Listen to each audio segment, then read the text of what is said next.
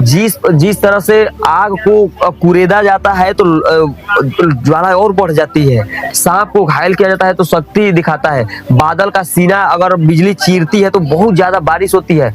उसी तरह से डीपेस्ट लिखा है, आदमी को जब गहराइयों तक अनंत तक दुख पहुंचता है तो वो अपने सबसे बेस्ट प्रदर्शन का क्या करता है, मतलब वो सबसे बेस्ट प्रदर्शन करता है। जब आदमी को सबसे ज्यादा अनंत गहराइयों तक दुख होता है तो वो अपना सबसे बेस्ट प्रदर्शन करता है। अब 2-3 एग्जाम्पल बताते हैं। दूसरा सुनिए, एक मूवी है भाग मिल्खा भाग। भाग मिल्खा भाग दूसरे देश में भारत की तरफ से रनर होते हैं, दूसरे देश में जाते हैं दौड़ने के लिए। वहां जा करके, वो देश का नाम याद नहीं आ रहा है, गोरी मैम से उनका लव हो जाता है। वहां जाते हैं तो गोरी मैम से क्या हो जाता है, जबकि कोच सिखाए रहते हैं। अब गोरी मैम से लव होता है, लव के चक्कर में कल रनिंग करना है, देश के नाम, देश के लिए दौड़ना है। ये छोटी मोटी बात नहीं, देश के लिए कल दौड़ना है। आज रात को गोरी मैम के साथ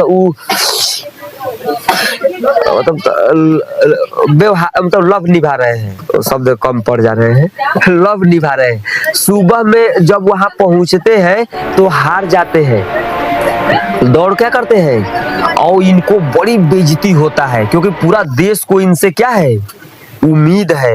अब बड़ी बेइज्जती होता है, शीशे के सामने जाके खूब रोते हैं, अपने को ऐसे ऐसे खूब मारते हैं गुस्से में। और गोरी मैम दोबारा आती है तो I hate you, I don't touch you, you go back, एकदम बोलते हैं जाओ तुम, हम नहीं बोलेंगे। इनको बड़ी बेइज्जती हुई रहती है। बेइज्जती गोरी मैम का थोड़े हुआ रहता है, गोरी मैम को तो मजा आया रहता है। बेइज्जती किसकी हुई रहती है, मिल्खा सिंह की।